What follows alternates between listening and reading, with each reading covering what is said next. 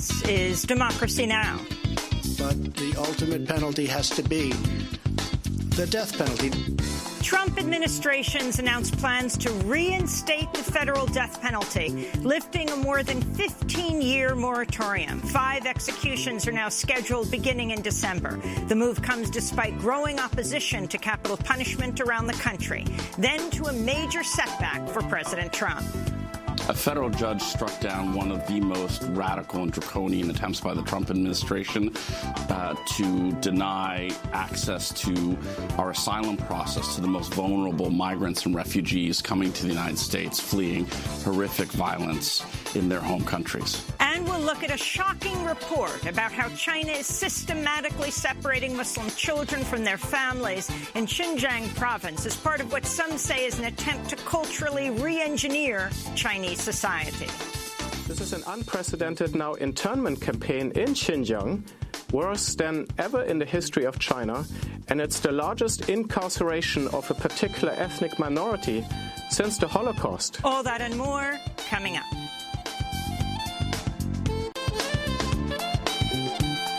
Welcome to Democracy Now!, democracynow.org, The War and Peace Report. I'm Amy Goodman. Attorney General William Barr has directed the Justice Department to resume the use of the death penalty, asking the Federal Bureau of Prisons to schedule executions for 5 death row prisoners. The federal government has not put a prisoner to death since 2003. All 5 prisoners slated for death were convicted of killing children. Robert Dunham, director of the Death Penalty Information Center, says it appears they were carefully selected to tamp down public opposition to resuming federal executions.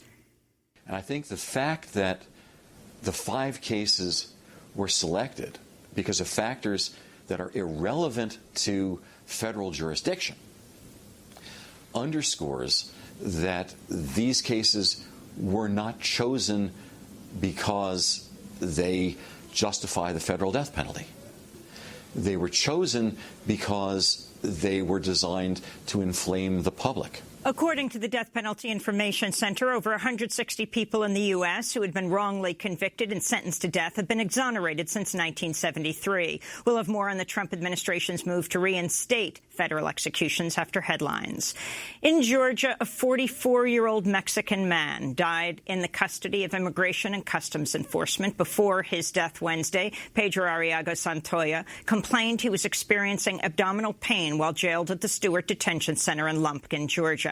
He was taken to a nearby hospital and died in intensive care 2 days later of cardiopulmonary arrest. Arriaga Santoya is the 7th person to die since October after being jailed by ICE. His death follows several others in recent years at the Stewart Detention Center, including 2 suicides. Attorney Azadeh Shashahani of the group Project South said, quote, "We've been raising the alarm about the horrific conditions at the Stewart Detention Center for many years. Our calls for accountability and redress have fallen on deaf ears. How many more immigrants should perish at this awful place, rife with human rights abuses, before it's shut down?" she asked.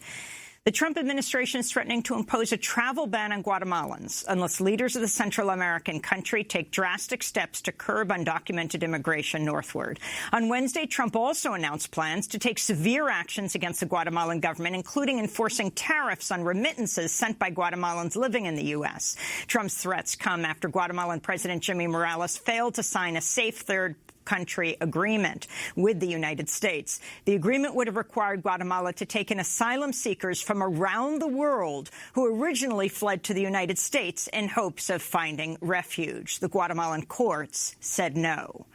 Oklahoma Republican Senator Jim Inhofe said Thursday plans to jail 1,600 migrant children at the Fort Sill U.S. Army base have been halted. Inhofe's announcement came just days after hundreds of protesters shut down the entrance to Fort Sill as part of a series of protests against Republican Governor Kevin Stitt's efforts to imprison migrant children there. Fort Sill was used during World War II to incarcerate Japanese Americans. It was also once a prison for Native Americans.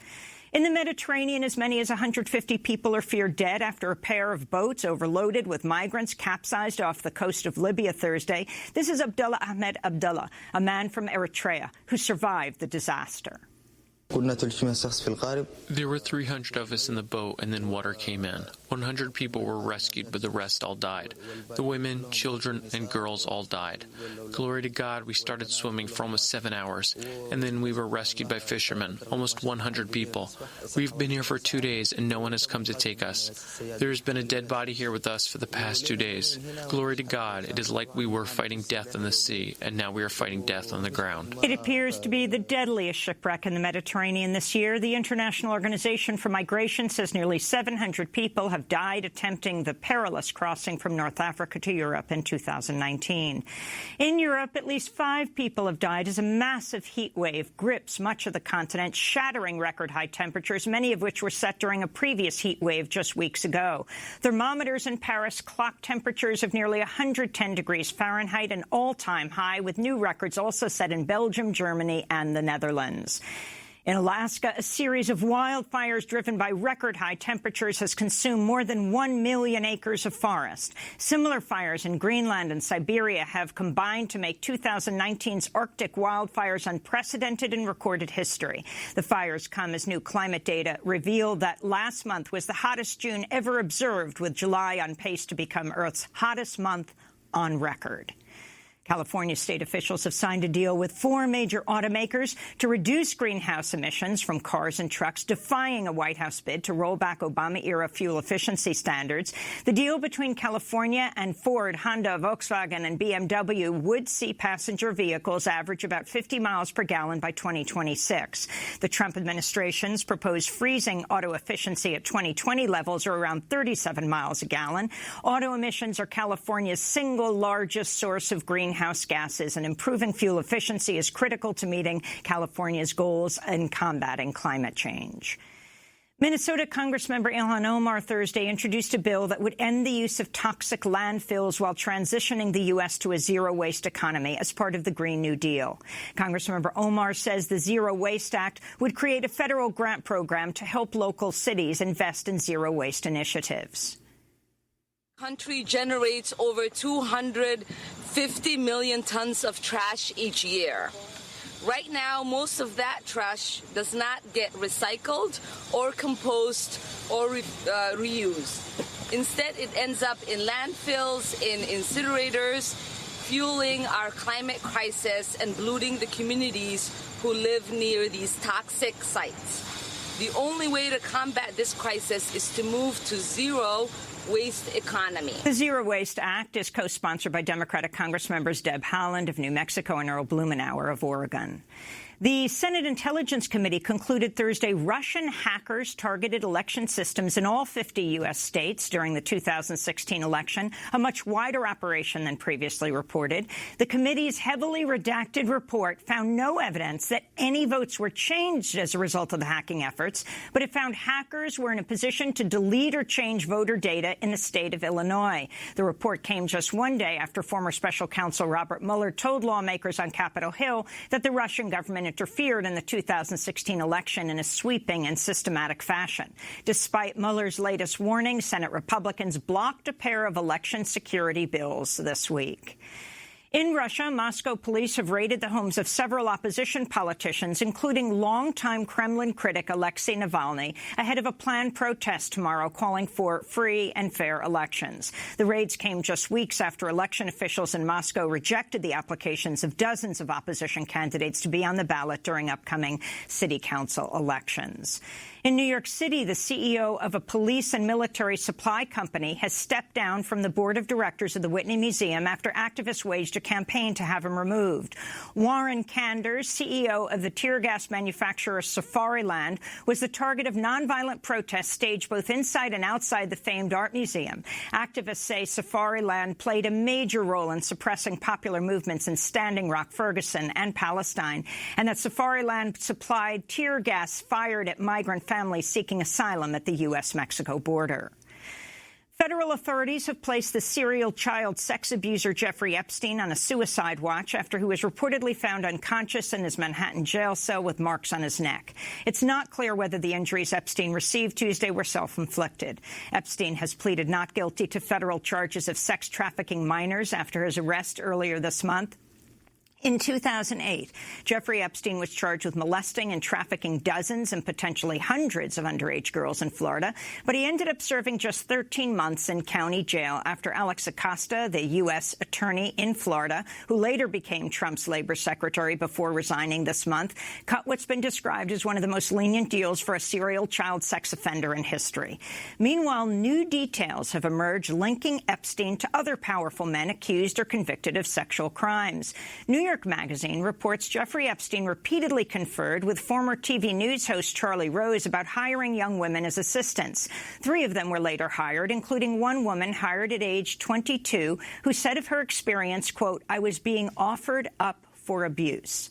Charlie Rose has been accused by 27 women of sexual misconduct spanning 3 decades. Another of the women referred by Epstein to Rose was described in a call log as, quote, "the world's most perfect assistant. She used to work for Harvey Weinstein." Epstein told Rose's office Rose would be, quote, lucky if he can get her. Weinstein has been accused of rape, sexual assault, and sexual harassment by over 100 women and faces trial on rape charges in New York in September. Federal regulators have recalled textured breast implants manufactured by the pharmaceutical company Allergan after linking them to an increasing number of deaths and illnesses. Medical researchers say the implants can lead to a rare form of lymphoma, an immune system cancer that begins in the tissues surrounding implant sites. According to the FDA, there have been 570 confirmed cases of lymphoma worldwide, with 4/5 of the cases linked to Allergan implants. 3 white students at the University of Mississippi face possible federal civil rights charges after a photograph emerged showing the fraternity brothers posing with guns next to a bullet-riddled sign honoring Emmett Till, the 14-year-old African-American boy whose killing 64 years ago remains one of the most horrific examples of racial terror in the Jim Crow South. The photo posted to social media by one of the young men was taken at the site where Till's body was recovered from the Tallahatchie River in 1955. It was its latest act of vandalism targeting the memorial plaque set up by the Emmett Till Memorial Commission after a similar desecration in August of last year. Thursday would have been Emmett Till's 78th birthday. And a 46-year-old graphic designer and registered Republican has been identified as the creator of an altered presidential seal mocking Donald Trump that briefly appeared behind the president at an event in Washington, D.C. this week. Charles Liza told the Washington Post he doesn't know how his creation ended up being projected on a screen behind Trump as the president addressed the Teen Student Action Summit on Tuesday. But he suspects a rogue staffer may have intentionally swapped out the image. The seal shows the traditional U.S. bald eagle with 2 heads, evoking the double-headed eagle in Russia's coat of arms. Instead of arrows and an olive branch, the eagle is clutching golf clubs and cash in its talons. And the banner with the Latin phrase E pluribus unum has been changed to a Spanish phrase that translates as 45 is a puppet. And those are some of the headlines. This is Democracy Now!, democracynow.org, The War and Peace Report. I'm Amy Goodman. The federal government is resuming the death penalty after a more than 15-year moratorium. Attorney General William Barr announced the news Thursday, immediately ordering the execution of 5 death row prisoners beginning in December. More are expected to be scheduled. In a statement, Attorney General Barr said, quote, "The Justice Department upholds the rule of law, and we owe it to the victims and their families to carry forward the sentence imposed by our justice system," he said. There are currently 62 prisoners on federal death row, including white supremacist Dylan Roof, who murdered 9 black worshippers at the historic Emanuel AME Church in June 2015, and Boston Marathon bomber Dzhokhar Tsarnaev. Federal prosecutors are expected to push for the death penalty in both cases. The federal government hasn't put a prisoner to death since 2003. This news comes despite a growing movement opposing the death penalty in the United States. Advocates say they'll fight the decision in courts, calling the death penalty racist and immoral. 2020 candidates, including Senator Kamala Harris, Bernie Sanders, Elizabeth Warren, all have condemned the announcement Joe Biden announced his opposition to the death penalty earlier this week. Executions will be done via lethal injection, no longer a 3-drug cocktail, but 1 drug, pentobarbital. A number of states, including Texas and Ohio, have used the drug to kill prisoners, but pharmaceutical companies have in recent years objected to their products being used for capital punishment.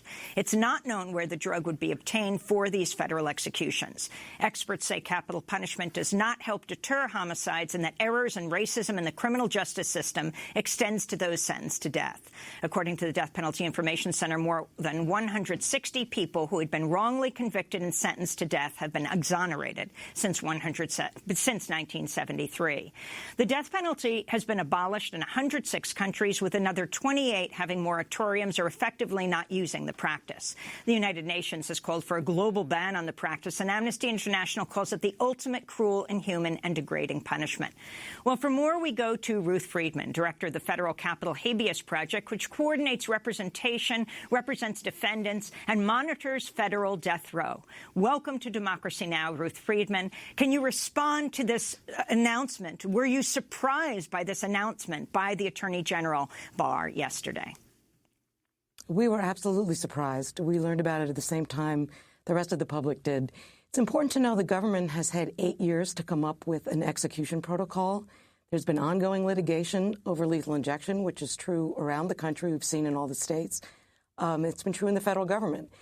And the government announced 8 years ago it did not have the drugs necessary to carry out an execution.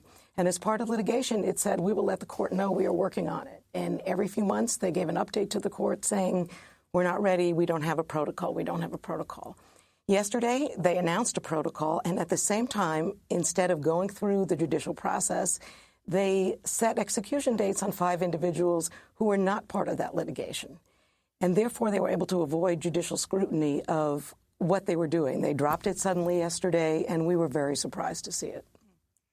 So talk about the people immediately not only saying they're reinstating the federal death penalty, but that 5 people would be scheduled for execution immediately, starting, I think, in December. And then this issue of there's been a 3-drug cocktail used, which has often stopped states from executing prisoners because they can't get the drugs, and now just saying they will use 1 drug, pentobarbital. And the real problem there is the same. If you avoid any judicial scrutiny or any public awareness of where that drug came from, we have no idea. We don't know if it was imported. We don't know if it was manufactured. There's no sunlight in the process. There's no transparency. They did not go through the Administrative Procedures Act, which is just what this kind of regulation was designed for, so that the public would have some idea of what kind of drug they were using, particularly after such a hiatus.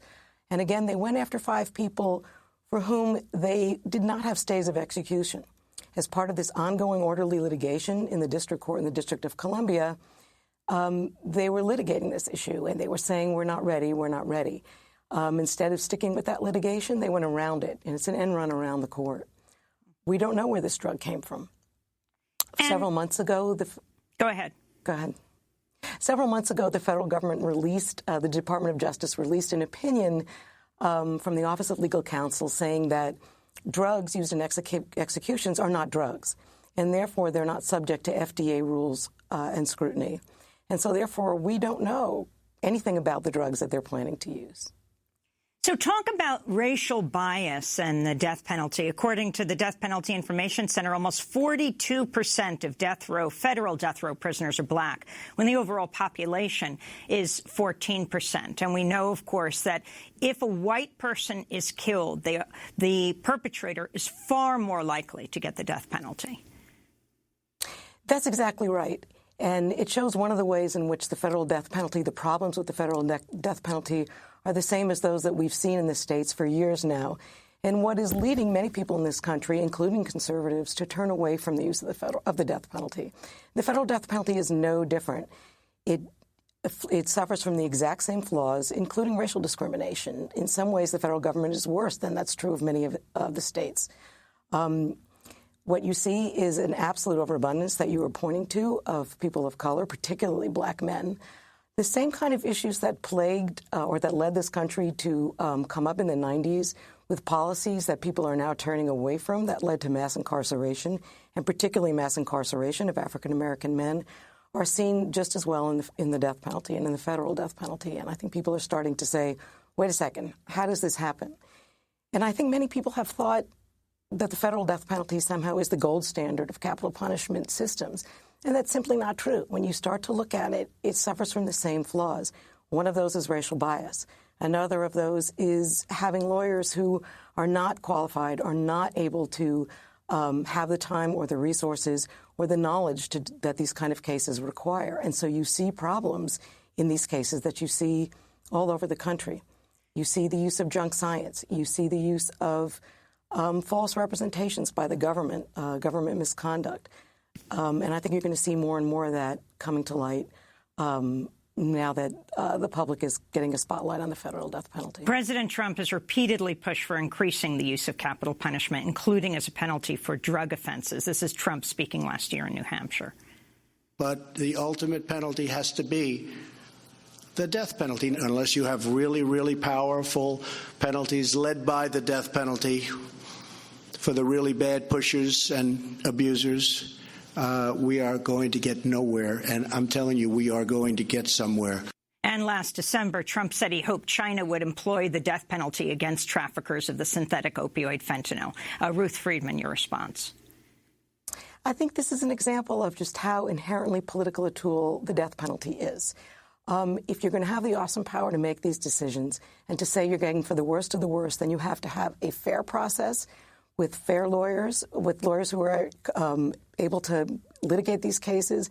And you can't lie and you can't use junk science to put people on on the death row. If in our death row we have 3 states that contribute almost half of all death sentences, if this weren't a political system at all, why would that be true? Do Virginia, Texas, and Missouri really have the worst crimes in the entire country, such that there are 50 states, but the 3 of them contribute almost half of the death sentences? These decisions are made on the basis of politics, and I think that kind of grandstanding is an example of it. We can see that. Please go ahead. Go ahead. I was going to say, I think what's used to justify these kind of statements is that it's a deterrent. We are going along with the wishes of the victim's family. And I think every single study that has looked into this says it is not a deterrent. You are not making people safer. It's the use of money, in fact, toward putting people on death row and keeping people on death row, which we know is much more expensive, that could be used to solving unsolved crimes, looking at untested rape kits and the like, which is, again, why many people are turning away from this. And as to victims' families, you will find there's a big, big difference among families about what they want. And the federal government does not always follow those wishes. Since 1963, the federal government's executed 3 people, including Timothy McVeigh, who was put to death in June 2001 for the Oklahoma City Federal Building bombing that killed 168 people. I want to turn to Bud Welch, who became a leading anti-death penalty advocate after losing his daughter Julie in the 1995 Oklahoma City bombing. I interviewed Bud Welch on Democracy Now! In 2015. That the punishment of the death penalty is nothing more than revenge. And I went through almost a year of revenge after Julie's death, and revenge and hate. And one cannot go through the healing process at all when you're living with revenge. And that's all the death penalty is revenge. It is not a deterrent. It doesn't, as the media says, bring closure to family members. There are a lot of victims' family members here in Oklahoma City that I know because I spent 13 years on the board of directors of the Oklahoma City National Memorial. And they were looking for the word closure at the time McVeigh was executed on June the 11th of 2001. And I had been telling many of those people that the day that we would take Tim McVeigh from his cage and we would kill him would not be part of their healing process. And they learned that after his death, and many of those people have come forward now and said it was a mistake for us to kill Tim McVeigh, because what it did was re-victimize them all over again. Again, that was Bud Welch, who lost his daughter Julie in the Oklahoma City bombing, speaking out against the death penalty. Ruth Friedman, can we end by you talking about exonerations? People who've been exonerated from death row, over 160 people.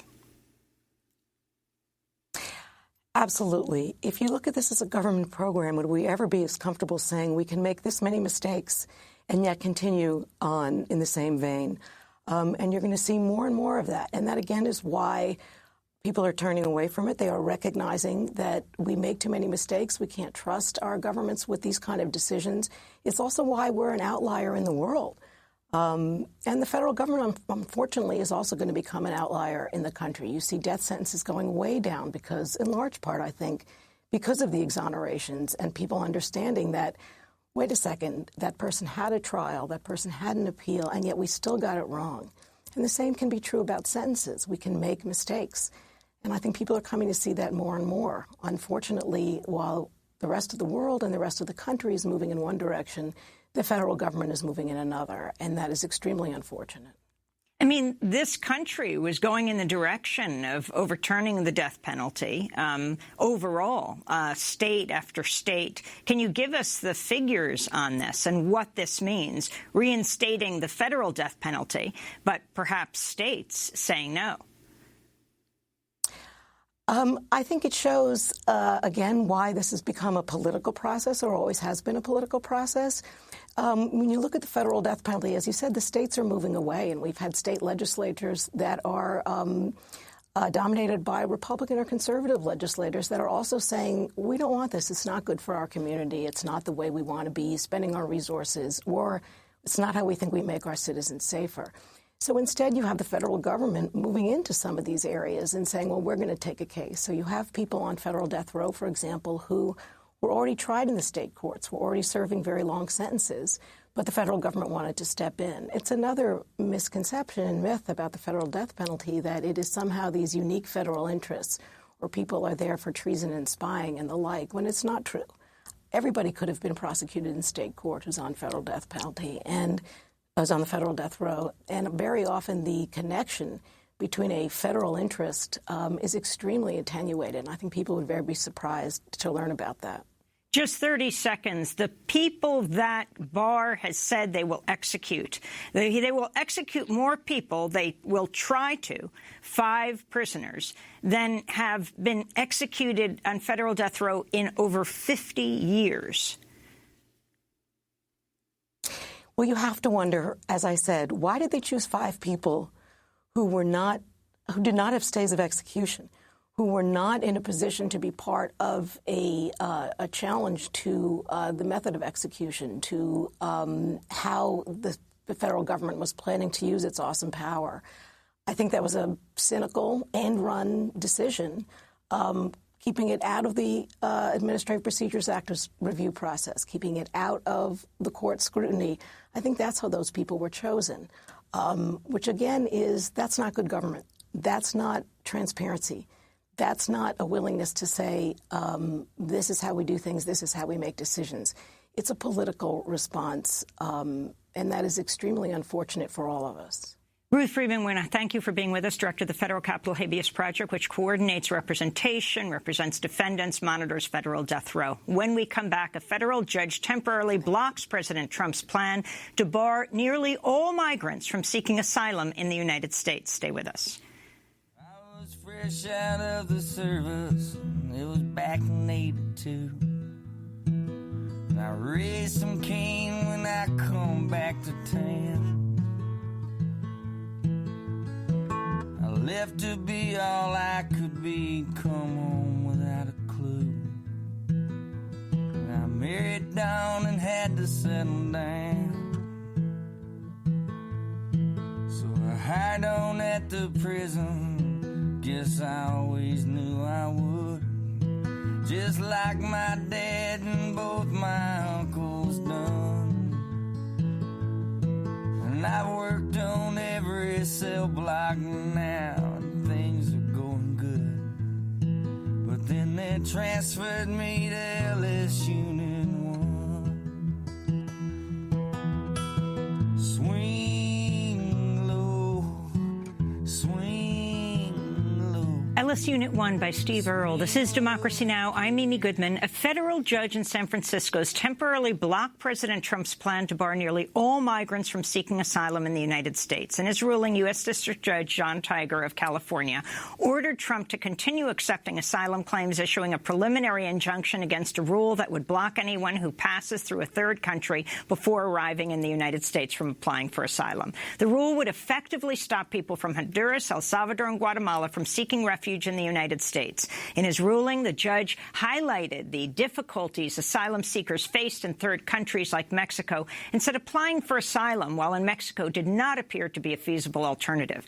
Judge Tiger also said, quote, under our laws, the right to determine whether a particular group of applicants is categorically barred from eligibility for asylum is conferred on Congress, he said. The preliminary injunction came just hours after a federal judge in Washington, D.C. let the new asylum rule stand in a separate challenge. Well, for more, we're joined in our New York studio by Bahar Asmi. He is legal director at Center for Constitutional Rights, which challenged the Trump policy alongside the ACLU and the Southern Poverty Law Center. It's great to be with you again, Bahar. Explain what happened. This is a real victory for you and for migrants. Yeah, I mean, this is among the most draconian and dangerous attacks on our asylum system and, in addition, asylum seekers to date. And what the judge recognized is Congress has thought long and hard about how to manage our southern border and the asylum process, and has ensured that individuals are entitled to access the asylum process and can only be denied if they have really strong connections to third countries, not merely transiting through. So you can be barred only in two limited circumstances. One, if someone has quote, firmly resettled in a third country, emphasis on firmly. That is, they've spent a long time in a country, have had status, and have all sorts of indicia of safety, like housing or an employment, not merely touching foot in a third country, or where we have what are called safe third country agreements, and we only have one with Canada, which turn on equally robust asylum systems in both countries. And in that situation, say a victim of persecution from Egypt who happened to pass through Canada on his way to the United States could be returned to Canada, but not to Egypt. But what the Trump administration would do here is send any migrant from Guatemala, Honduras, or El Salvador back to their persecutors when they happen to transit through Mexico. So talk about the significance of what the Trump administration announced just this week. I mean, we're now talking about massive shifts in policy. Yeah, this is relentless attack on the very idea of asylum. And I think it reflects, as someone else has said this, a desire to inflict cruelty and dehumanization and degradation, and to sort of muscularly show that these people, Latin Americans primarily, are not entitled to any rights that this country is bound to respect. And I think it actually speaks to a deeper phenomenon here, which is largely a rejection of the entire post-World War II human rights consensus, this idea that we are part of a multinational system that's bound to respect the rights of vulnerable people, or the idea that rights belong to individual humans as opposed to turning on citizenship in a strong state. And I think they just simply reject the very idea of human rights. I want to turn right now to a clip of a Honduran father with his young son who hoped to apply for asylum in the U.S. Instead, were forced to stay in Mexico. They give us Mexican papers, but we don't have anyone here to guide us, to help us. We don't really know Ciudad Juarez. We don't know what it's going to be like here. The United States didn't want to give us asylum or anything. They throw us in the streets. And Mexico is supposedly helping us, but things are getting worse because we don't have any way to pick ourselves up.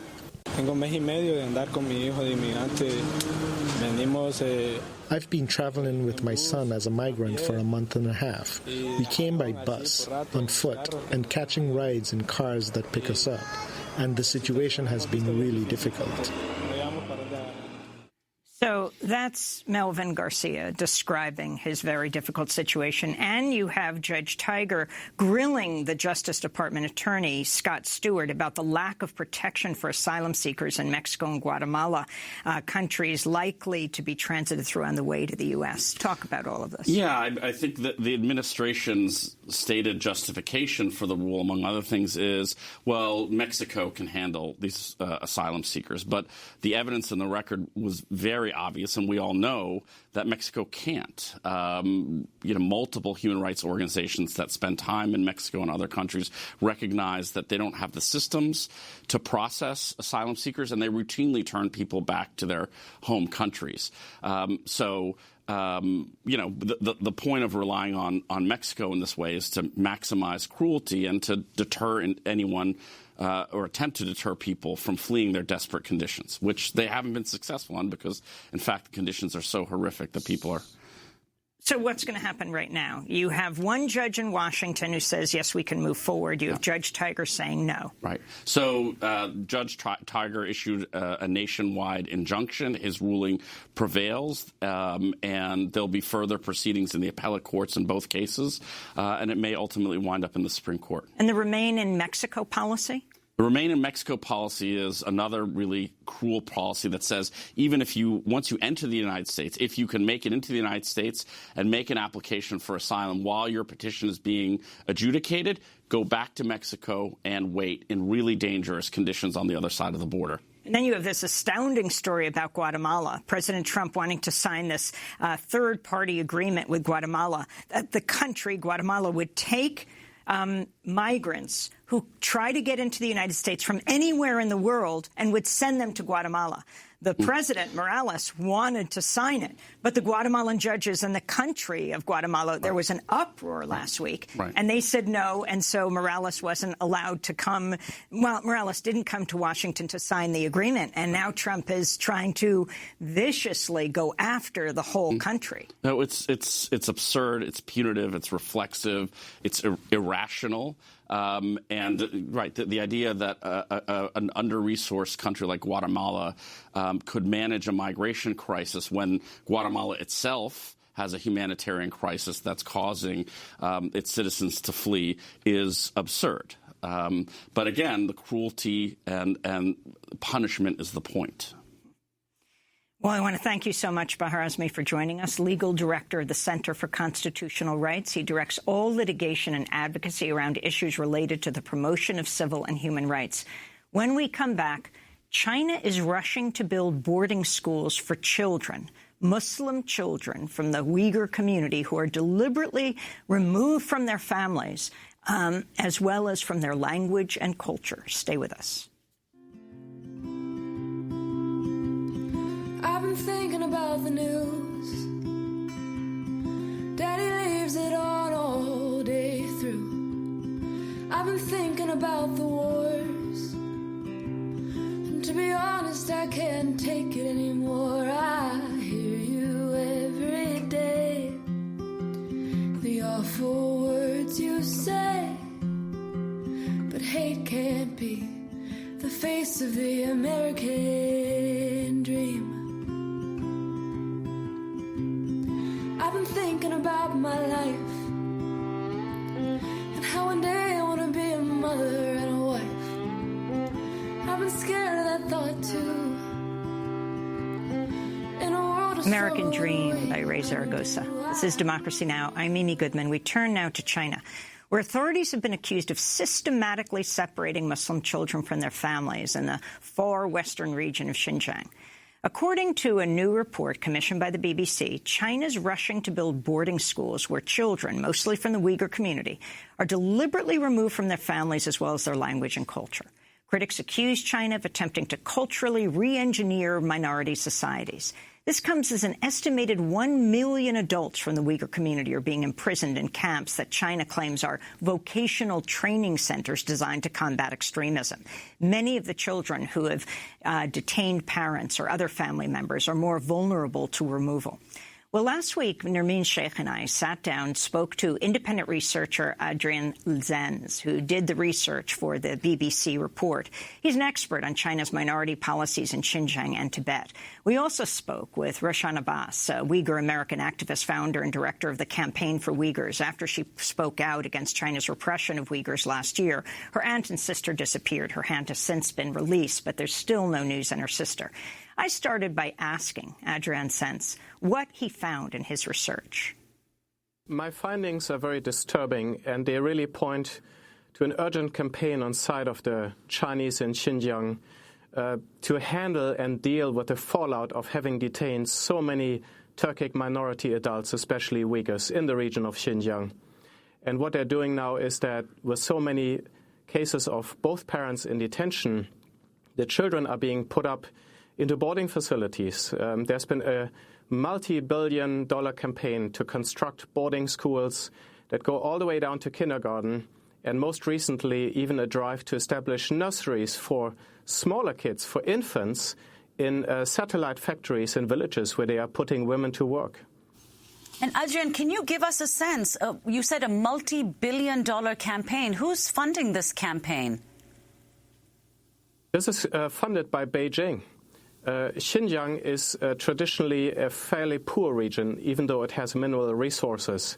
But about 80% of the budget of Xinjiang is actually funded by Beijing, especially the security, the police, the technology, and, of course, the internment campaign. Can we step back for a moment and you tell us, place the Uyghur community for us. Tell us who they are, how many people are there, and how these policies, what you're calling cultural genocide, evolved and were put into place. The Uyghurs are 11 to 12 million strong, so almost twice as many as Tibetans. They are a Turkic people, much more similar in language, culture, and religion to the Turks and other Central Asians. Most of them are Muslim, and they have many more similarities to Central Asia than to Beijing. That's also the trouble. They feel distinct. They don't necessarily feel that they belong to China. Mao Zedong invaded the area in 1949 with his armies. Now the trouble is that Beijing has been trying to govern this region and integrate these people into the Chinese country and into the Chinese language and culture. But the Uyghurs have been resisting this, at times also with violent attacks. Now the Chinese are launching an unprecedented campaign of putting possibly 1 million or more of the Uyghurs and other Turkic minorities into so-called re-education camps, where they're being brainwashed and they're being culturally assimilated. They're being told not to believe in their religion. They're being taught the Chinese language. And Adrian, you've said you wrote a recent piece for the New York Times saying that the Chinese Communist Party's current re-education drive is an upgraded version of the Cultural Revolution. So I'd like you to talk about that. And also that Xi Jinping's government, the ultimate goal of this government is to exercise, quote, complete ideological supremacy. Could you elaborate on that and explain what some of the reasons are that Uyghurs can be detained? I mean, you say in the piece it includes things like putting too much gas in one's car, refusing to smoke in public, or receiving phone calls from relatives overseas. Yes, a very good question. In order to understand what's really going on, we need to zoom out to the wider picture. The Chinese Communist Party is really waging a war against any competing ideology, especially organized religions. This includes Islam, it includes Christianity, but to an increasing extent also indigenous Chinese religions. In the Cultural Revolution in the 1970s, the Communist Party really tried to eradicate traditional belief, traditional customs, traditional culture, and especially religious belief. It was very messy, it was very uncoordinated. What we are now seeing under President Xi Jinping is a very sophisticated, well-funded, and technologically advanced campaign to control ethnic minorities, religious believers, including house churches. Minorities such as Tibetans and Uyghurs are now living in a virtual police state where you have cameras on every street corner, where you have artificial intelligence, huge data streams, flowing into databases that are being used for predictive policing to think this person is behaving different than they behaved yesterday. There's examples of people who didn't enter through the front door, but the house through the back door. And then this flags an alert at the police station. This is an unprecedented now internment campaign in Xinjiang, worse than ever in the history of China, and it's the largest incarceration of a particular ethnic minority since the Holocaust. Well, Adrian, I mean, it is remarkable that this crackdown is occurring at the same time as China is investing so heavily in Muslim countries through their Belt and Road Initiative. 37 countries have written to the UN in support of China's policies in Xinjiang. It's especially striking that no Muslim country has signed the other letter protesting the treatment of the Uyghur population. But a number of Muslim countries have signed a letter, including Saudi Arabia, Pakistan, Oman, Qatar, and the United Arab Emirates, supporting the policies against the Uyghur community.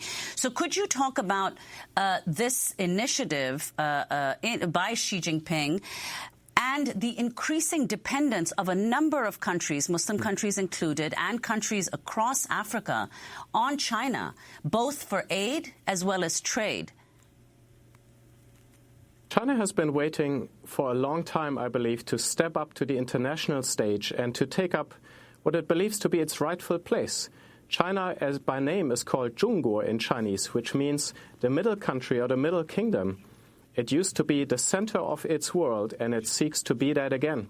The Communist Party is really embarking on an unprecedented global influence campaign with the ultimate goal of ensuring its own long-term survival. It does that by exerting unprecedented influence in the world, particularly in the developing world. If you look at the letter and the counter-letter, the letter supporting China's atrocities in Xinjiang was mostly signed by developing countries. And as you said, many of them Muslim majority countries were basically betraying their Muslim brothers, the Uyghurs and the Kazakhs in Xinjiang. The other counter-letter was mostly signed by Western nations. And China was proudly boasting, look, we have isolated the West. The West has no clout over these developing countries, but we have garnered the support of 37 countries, most of them developing nations. This shows the link between what's happening in Xinjiang and China's Belt and Road Initiative. And it is so important to understand that what's happening in Xinjiang will not stay in Xinjiang, but has significance not only for China's wider crackdown on religion in its entire country, but for China's export of an authoritarian ideology and a related advanced technology of surveillance and policing into the Belt and Road countries and around the world. Well, can you explain who are the Belt and Road countries?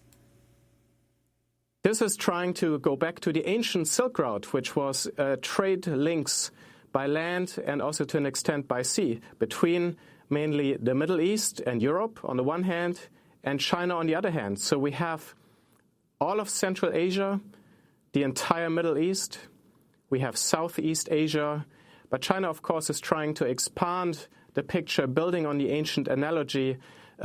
African countries are included.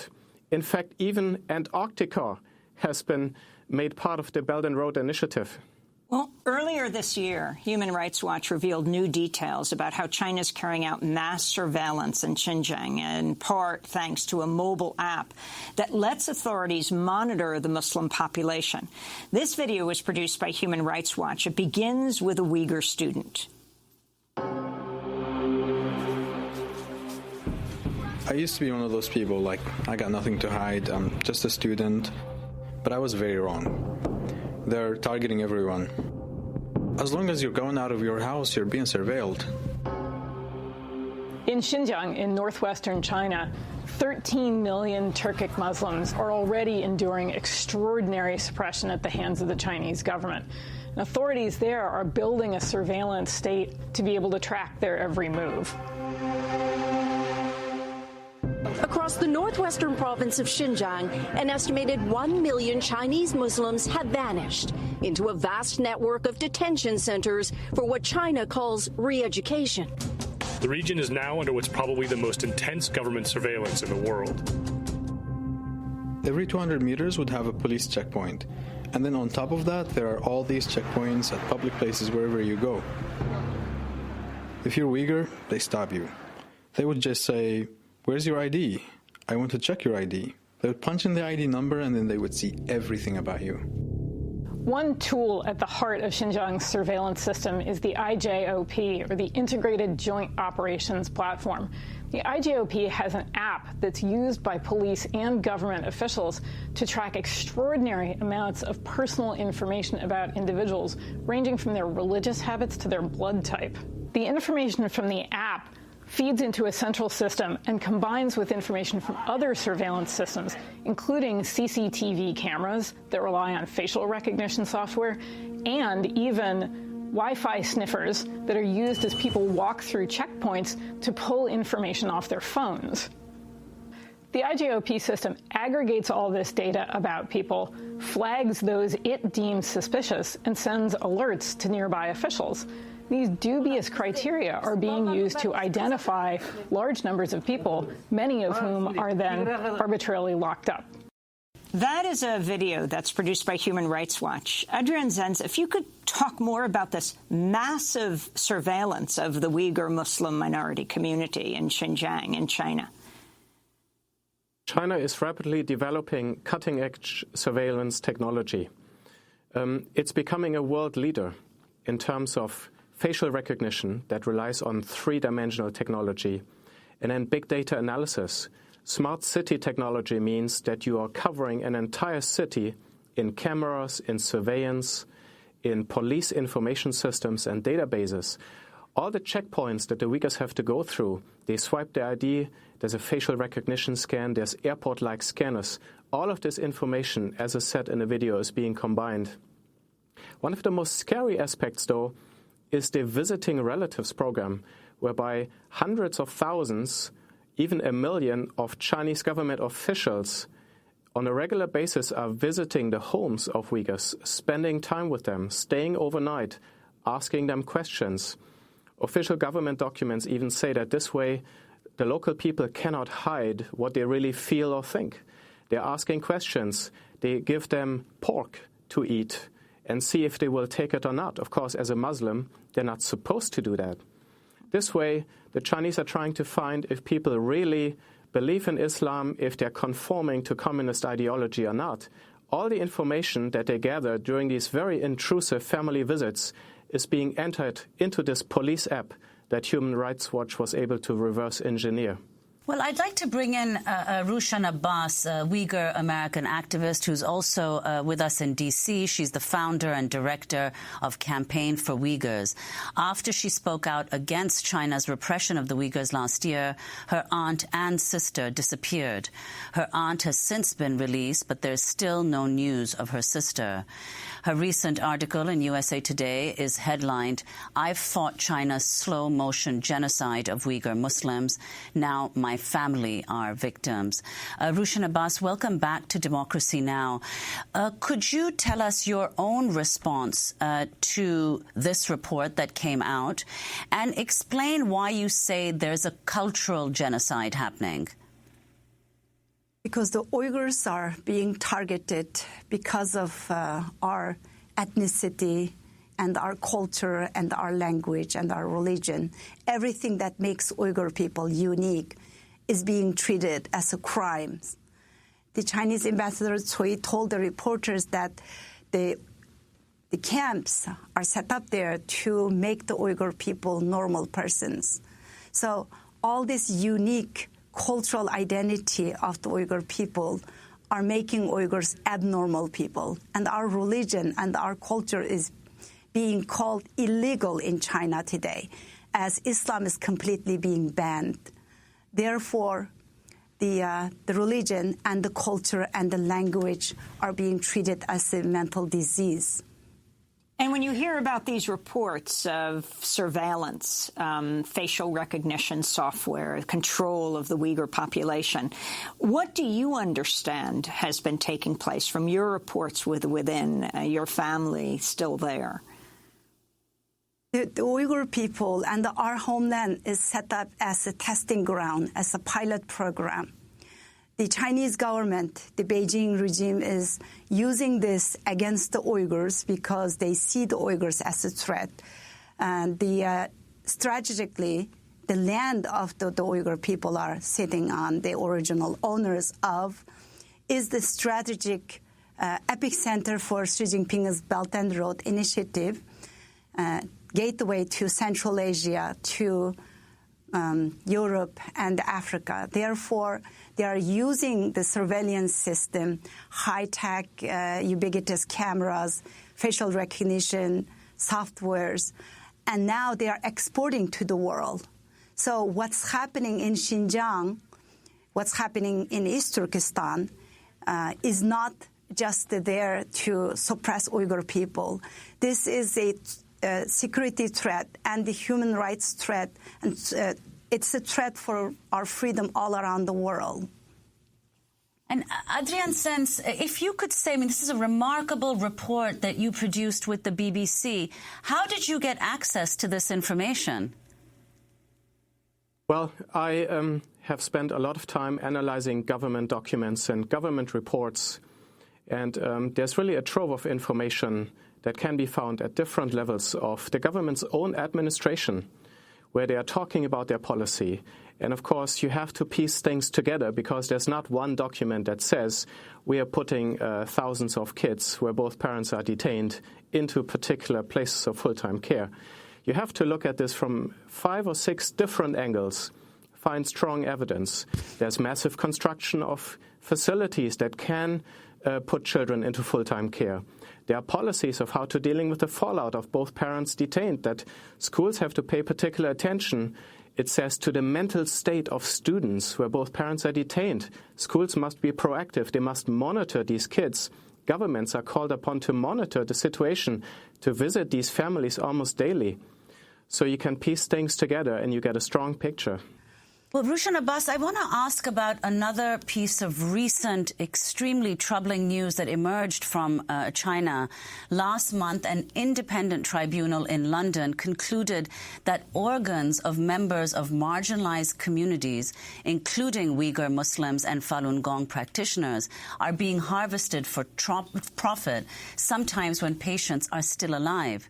The China tribunal collected evidence from medical experts, human rights investigators, and others. It was chaired by Sir Geoffrey Nice, QC, a prosecutor at the International Criminal Tribunal for former Yugoslavia. He said, quote, "The conclusion shows that very many people have died indescribably hideous deaths for no reason, that more may suffer in similar ways, and that all of us live on a planet where extreme wickedness may be found in the power of those, for the time being, running a country with one of the oldest civilizations known to modern man," he said.